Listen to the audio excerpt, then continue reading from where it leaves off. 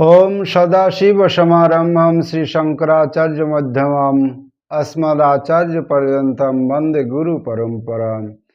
आचार्यरूपं प्रणवं नमामि, आचार्यरूपं प्रणवं भजामि, आचार्यरूपं प्रणवं स्मरामि।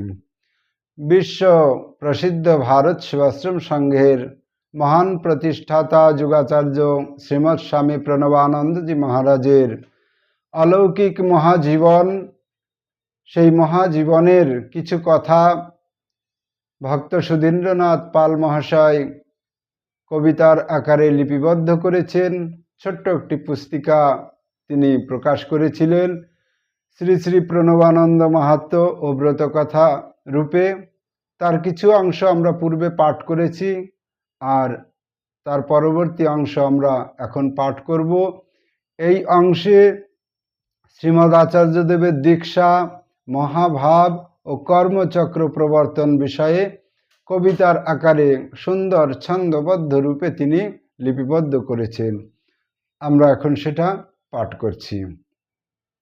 জগতের গুরু দেখি গুরু রয়ালয়, জ্ঞানী বীরেন্দ্রের সাথে গোরখপুরে যায়।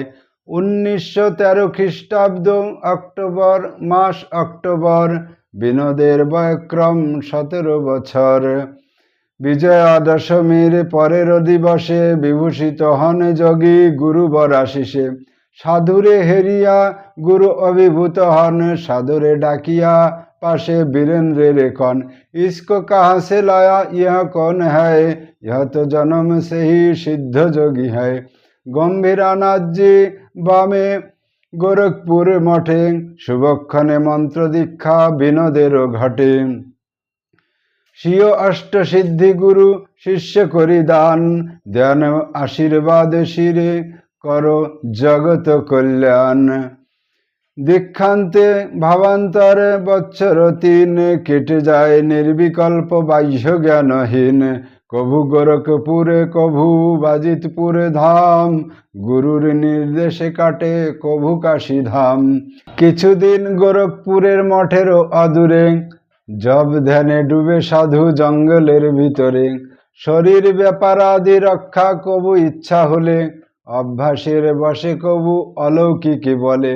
আর গুরু ডাকি শিষ্যরে দেন অন্ন জল, এই রূপে মহাভাবে কাটে কিছু কাল।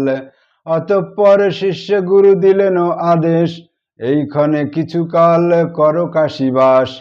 কাশীধামে অসিঘাটে অদূর নির্জনে, সমাধিস্থ অবস্থায় কাটে জব ধ্যানে।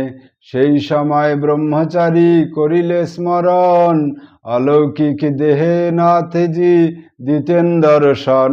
অকস্মাৎ কাশীধামে ভয়ঙ্কর জ্বরে, অচৈতন্য অবস্থায় ভূমি শয্যা পরে।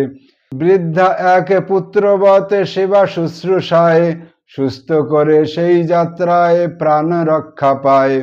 কেবা সেই বৃদ্ধা তবে জানা নাহি যায়, জগৎ নিয়ন্ত্রী মহামায়া হইবেন নিশ্চয়। অন্তরে মহাভাব করিয়া ধারণ, হন কিছু প্রকৃতিস্থ লোক কল্যাণ কারণ। অতঃপর নাথজির হইল নির্দেশ, কর্মক্ষেত্রে ফিরে যাও যথা তব দেশ।